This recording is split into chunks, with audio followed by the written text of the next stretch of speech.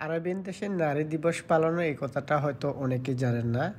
আজকের যে ফ্লাওয়ার বুকেটা মূলত আমি যে ফ্লাওয়ার বুকেটা রেডি করতেছি এটা হচ্ছে ওমেন ডে, তার মানে নারী দিবস। নারী দিবস উপলক্ষে আজকের এই ফ্লাওয়ার বুকেটা আমি রেডি করতেছি। আপনারা দেখতেছেন পার্পল বেবি রোজ এবং পার্পল রোজ দিয়ে আমি আজকের এই ফ্লাওয়ার বুকেটা রেডি করতেছি।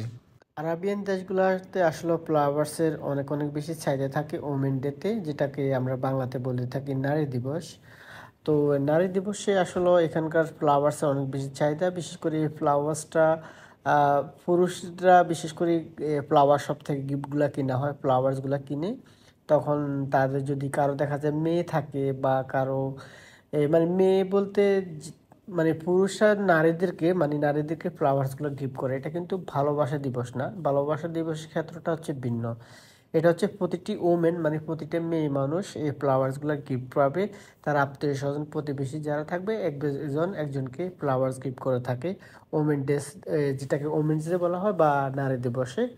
তো এই যে আপনারা প্রিয় দর্শক শ্রোতা দেখতেছেন ফ্লাওয়ার বুকেটা, মূলত এখানে আমি 20 পিসেস বেবি রোজ এবং 30 পিসেস রোজ দিয়ে সম্পূর্ণ পার্পল বেবি রোজ এবং সম্পূর্ণ পার্পল রোজ দিয়ে আজকের এই ফ্লাওয়ার বুকেটা আমি রেডি করতেছি। তো আজকের এই ফ্লাওয়ার বুকেটের প্রাইস হচ্ছে যেটা ওমানি রিয়ালে 35 রিয়াল, বাংলাদেশি টাকা প্রায় 12,000 টাকা থেকে একটু উপরে হবে। তো মোটামুটি প্রিয় দর্শক শ্রোতা আপনারা দেখতেছেন আমার যে ফ্লাওয়ার্সের যে রাউন্ড শেপ মোটামুটি কমপ্লিট হয়ে গেছে। এখন আমি এটাকে র্যাপিং করব। সেম র্যাপিংটা হবে পার্পল এবং ফ্লাওয়ার্সগুলো হচ্ছে পার্পল। ওমেন ডেতে আপনার বিশেষ করে এখানে যে ফ্লাওয়ার্সের কালারটা পার্পল কালারই সম্পূর্ণ ওমেন ডেতে ব্যবহৃত হয় এবং মেয়ে মানুষ বেশিরভাগই এই কালারের ফ্লাওয়ার্সগুলো বেশি পছন্দ করে থাকে। তার কারণে ওমেন ড্রেসের যে গিফটগুলো সম্পূর্ণ গিফটের জন্য সম্পূর্ণ পার্পলস এবং পার্পল ফ্লাওয়ার্স এবং পার্পল র্যাপিং দিয়ে আমরা ফ্লাওয়ার প্যাকেজগুলো তৈরি করে থাকি বা ফ্লাওয়ার বুকেগুলা। আবার বিশেষ করে দেখা যায় শুধু ফ্লাওয়ার্স না, ফ্লাওয়ার্সের সাথে এক এক সময় দেখা যায় আমাদের দোকানে অবশ্যই চকলেট শপ, চকলেট এবং ফ্লাওয়ার শপ। তো দুটোই একসাথে। চকলেটের আসলে অনেক বেশি এখানকার চাহিদা, এখানে অনেক বেশি চাহিদা থাকে চকলেটের। তবে আমি এখন যে ফ্লাওয়ার বুকেটা রেডি করতেছি, যে আপনারা দেখলেন মোটামুটি ফ্লাওয়ার বুকের রাউন্ড শেপ কমপ্লিট হয়ে গেল, র্যাপিং মোটামুটি কমপ্লিট। বাকি আদার্স যে আমি আপনারা দেখতেছেন এখন যে ফ্লাওয়ার্সের যে বাইরের দিকে স্টিকটা, সেই স্টিকটাকে আমি ঢেকে দিচ্ছি, তার মানে র্যাপিং করে নিচ্ছি। তো প্রিয় দর্শক শ্রোতা আপনারা যারা আমার ভিডিওগুলো রেগুলারলি দেখেন, আপনারা চাইলে এইভাবে অনেক সুন্দর সুন্দর ফ্লাওয়ার বুকে এই সুন্দর সুন্দর ফুলের কাজ শিখতে পারেন। তবে ফ্লাওয়ার শপে ফ্লাওয়ার ডিপার্টে আপনারা যদি ভালো ফ্লোরিস্ট হতে পারেন, ভালো ফুলের ডিজাইনার হতে পারেন, আপনাদের জীবনে অনেক অনেক বেশি চাহিদা থাকবে। আপনারা বাংলাদেশে হোক পৃথিবীর যে কোনো প্রান্তে যান না কেন, আপনাদের ভালো একটা স্যালারিতে আপনারা জব করতে পারবেন ফ্লাওয়ার শপে। তবে আজকের এই ভিডিওটা আপনাদের কেমন লেগেছে, যদি ভালো লাগে অবশ্যই একটা লাইক হবে, আর যদি আমার চ্যানেলটিকে এখনও সাবস্ক্রাইব করেনি চ্যানেলটিকে সাবস্ক্রাইব করে পাশে থাকবেন। তো আজকের জন্য এখানে আল্লাহ হাফেজ, সবাই ভালো থাকবেন। আসসালামু আলাইকুম রহমতুল্লাহি ওবরাকাতুহ। একজন প্রবাসী যখন সর্বপ্রথম প্রবাসে আসে আসলে তখন তার যে সময়গুলা অনেক কষ্টের কেটে থাকে। তো আমি আজকে আপনাদের সাথে শেয়ার করতে যাচ্ছি যেটা শুধু আমি নয়, প্রতিটি প্রবাসীর সাথে এই জিনিসটা হয়েছিল। তো আসলে সর্বপ্রথম যারা প্রবাসে আসে তারা যখন বাংলাদেশে থাকে তখন মনে করে প্রবাসে আসলে আসলে অনেক সুখ, অনেক বিলাসিতা, অনেক এখানে শান্তি, অনেক অনেক বেশি টাকা পয়সা। না, আসলে বাস্তবিক ক্ষেত্রে যেটা আমরা দেশে থাকতে চিন্তা করে থাকি এটা কিন্তু বাস্তবে কিন্তু এটা হয়ে থাকে না, এটার উল্টোটা হয়ে থাকে। যেমন আমি আমার কথা বলি, আমি শুধু আমার কথা না, আমি প্রতিটি প্রবাসীর কথাই বলি। যেমন সর্বপ্রথম আমরা আসি, এখানে আসার পরে দেখা যাচ্ছে আমাদের যদি আমরা যে কোনো মালিকের বিষে এসে থাকি, যারা বিশেষ করে কোনো মালিকানার বিষে এসে থাকেন তাদের ক্ষেত্র এবং যারা প্রিভিসে এসে থাকেন তাদের ক্ষেত্র এমন হয়ে থাকে। তো আমি প্রথমে বলবো যারা মালিকানা ভিসা বা যারা কোনো স্পন্সরের এঙ্গেজ ভিসা এসে থাকেন তাদের ক্ষেত্রে কথাগুলো আমি শেয়ার করতেছি এখন। যেমন একটা লোক প্রবাসে আসার পরে তার যে স্পন্সর, যে যে মালিক যার কাছে সে কাজ করে, ধরুন আমি একটা কথার উদাহরণ হয়তো হতে পারে সে একজন ওমানির একটা দোকানে সে জব করে।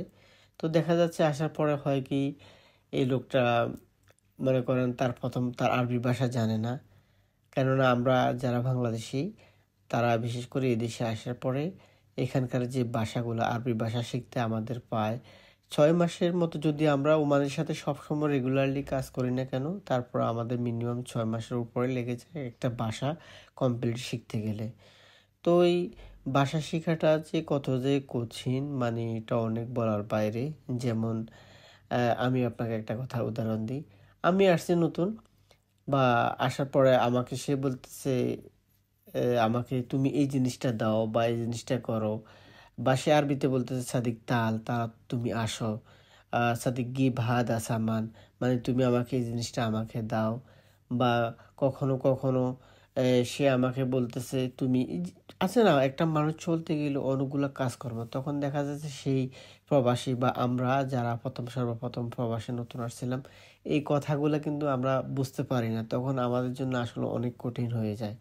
তো আরেকটা জিনিস দেখা যায় কি, আহ, কাজের ক্ষেত্রে তো এই ধরনের কষ্টগুলো হয়ে থাকে, ঠিক আছে, তবে খাওয়া দাওয়া বা যেই চলাফেরার ক্ষেত্রেও অনেক বেশি সমস্যা হয়ে থাকে। তো আমি আমার কথাই বলি, আমি যখন সর্বপ্রথম ওমানে আসছিলাম, আমি ইন্ডিয়ানদের সাথে ছিলাম, ইন্ডিয়ানদের সাথে কাজ করতাম, তবে হিন্দি ভাষাটা আসলে আমাদের বাংলা ভাষার সাথে প্রায় মোটামুটি কিছুটা মিলে যায়। তখন আমি তাদের ইন্ডিয়ান লোকদের সাথে কাজ করতাম সর্বপ্রথম। তো আমি হিন্দি বুঝতাম না, হিন্দি উর্দু যেটা আমি বুঝতাম না। তারা আমি তাদেরকে বলতাম, এই বিশেষ করে আমি রুমমেট ও তারা আমার ছিল, আমি তাদের সাথে খাওয়া থাকা এভরিথিং সব কিছু ছিল, এবং কাজকর্মতে সব কিছু। এখন আমার এমন একটা অবস্থা হইতো, এক এক সময় অনেক ক্ষুধা লেগে যেত। তো ক্ষুধা লাগার পর আমি তাদেরকে বলতে পারতাম না আমি একটু কিছু খাবো বা কিছু খাইতে যাচ্ছি একটা দোকানে। হ্যাঁ, এরকম একটা অবস্থা হয়ে যেত। তো প্রথমে প্রথমে আমি ইশারা আশারা তাদেরকে বলতাম।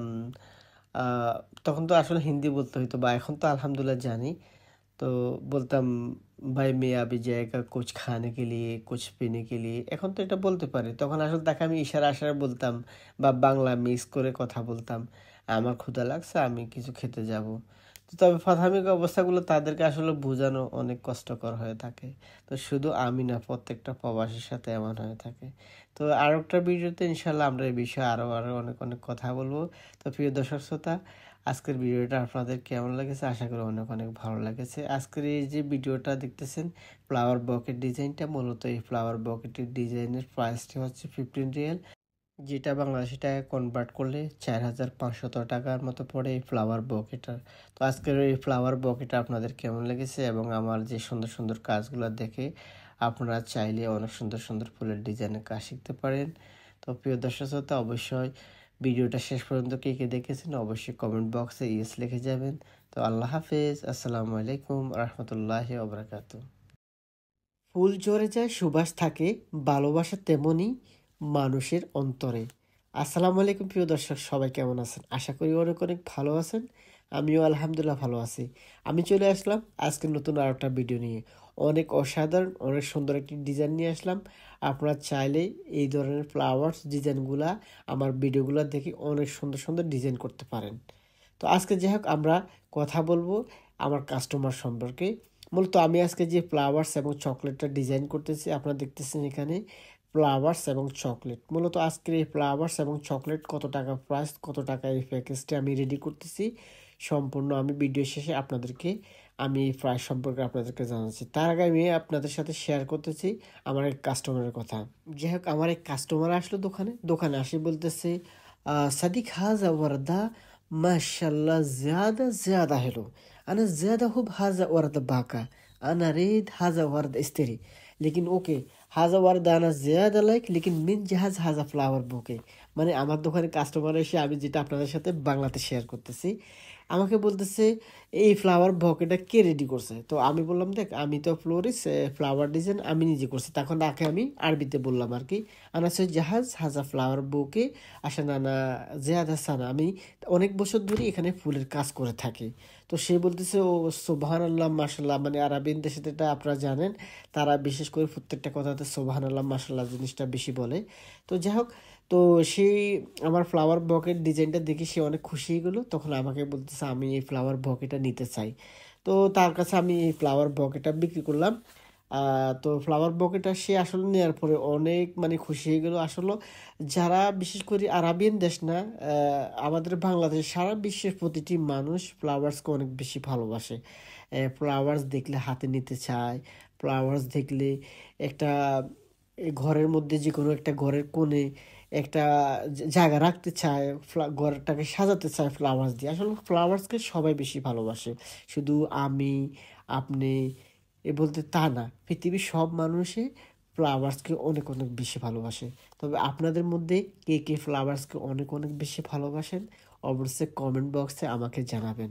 তো যাই হোক প্রিয় দর্শক শ্রোতা, আমার এই যে ফ্লাওয়ার আমি বাসটি এখন রেডি করতেছি, এখানে কিছু চকলেট আছে এবং কিছু ফ্লাওয়ার্স আছে। তো আমি মূলত আজকে যে ফ্লাওয়ারটা মেক করছি এটা হচ্ছে গার্ডেন